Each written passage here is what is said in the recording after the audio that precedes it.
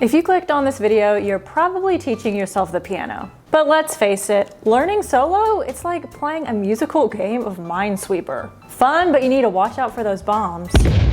Today we're gonna go over 5 huge mistakes that I see self-taught piano learners making all the time. I'm gonna share with you the consequences of those mistakes and also provide you with some solutions. And if you'd like to get more videos on how to go from 0 to playing your favorite songs on the piano in months, not years, I highly recommend hitting the subscribe button and the bell because I post new videos every week. And if you are teaching yourself the piano, I highly recommend watching my free training because in this free training, I'm gonna show you the exact steps that I take my students through that helps them learn their favorite songs on the piano fast. The link is in the description below. All right, mistake number 1 is skipping the foundational basics. I see students all the time even wanting to skip learning the piano keys. You cannot skip the basics. You must learn the basics. If you don't know the piano keys or even some simple chords or anything like that, you're really seriously not going to be able to play. You cannot skip the basics. Some people comment on my YouTube videos and say it would really help if you put the letter names of the keys on the screen. I'm never going to do that because I want you to actually learn the piano, so just watch this video and get those foundations down, please. It really won't even take that long. The consequence of doing this is you're never going to learn well, period. It's impossible. Everyone has to start with the basics, so you really need to be patient with it. And again, my solution is to learn the basics, and one way to do that, again, is to watch this YouTube video. In that video, I'm going to show you some very easy ways to learn your piano keys and some simple chords to start off with, and also some important techniques to keep in mind. All right, mistake number 2 is sloppy technique. For example, when you're playing the piano, a lot of self-taught pianists will have very flat fingers. They will not use their wrists. They will not use their arm weight. They will be very tense. There's all kinds of technique issues happening. And if you don't get your technique down, similar to the basics, you are never going to sound good. Seriously, you're never going to sound good. So a solution to that is to at least warm up with some scales and warm up with some chord exercises. But this is an example of why it can be really helpful to have a teacher, because a teacher is going to be able to watch you and correct those mistakes. It's kind of like having a personal trainer in the gym where they can watch you do the moves. And sometimes if you do certain moves in the gym incorrectly, you actually won't grow that muscle. It's kind of the same with piano. If you don't learn the technique very well, you're not really going to sound very good, period. So learning good technique is a really great reason to find a teacher and stop self-teaching. Mistake number 3 is not using the right fingerings. This is so huge, so huge. It seems really simple, and a lot of students like to push back on me on this sometimes, but it really matters, seriously. So here's an example of what I mean. Here's one way to play Yesterday by the Beatles.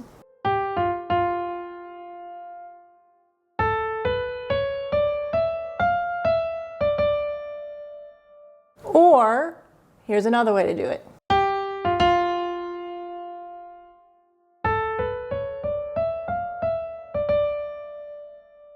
Which one was correct? Let's take a look at the first one.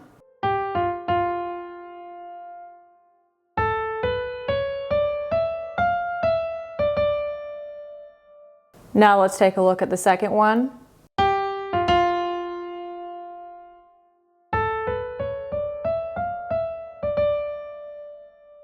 Which one looked more crazy and wrong? It's the first one. The first one was wrong. All my fingers were curving around, all kind of crazy. This is actually harder. But the second way I played Yesterday was inspired by learning scales, so I knew which fingers to use because at the end of the day, I was really just playing a scale here. And when I play the A major scale, like this part, I'm going to always curve my finger under after C sharp. Things like that, using good fingerings and good finger placements, so that way you can play a lot more smoothly, you can play a lot more quickly, and everything's just going to sound a lot better, and it's actually going to be easier in the end. So the consequence of not using good finger placements and fingerings would be it slows down your progress, and you're just going to sound really choppy and messy, and you're not going to be able to really develop good technique either. The solution to this would be to learn your scales in all of your keys That way you know, you can look at a song and think, okay, this is actually just the A major scale right here. And you kind of know already which fingers are the best ones to use because you knew the scale. Another solution to this is looking at the fingerings that some of your music provides for you. So sometimes in your sheet music, it will say which fingerings are the best ones to use. It's not always going to be there, but sometimes it is there. And if it is there, definitely use it and pay attention to it. And if you don't even know what I'm talking about, what the finger numbers are or anything, again, watch this video. Before I get to the next 2 mistakes, let me know in the comments, what is the biggest struggle you face right now as you're self-teaching the piano? Let me know. Mistake number 4, all of these are huge. This is another huge one. Mistake number 4 is over-reliance on Synthesia. I think that's how you pronounce it. You probably know what this is. It kind of looks like this. You probably know if you use something like that, you're not really learning the piano. It's just showing you what keys are being played, but you're missing all kinds of information. You're not actually learning, you're just learning what buttons to press. And piano isn't buttons to press. It is so much more than that.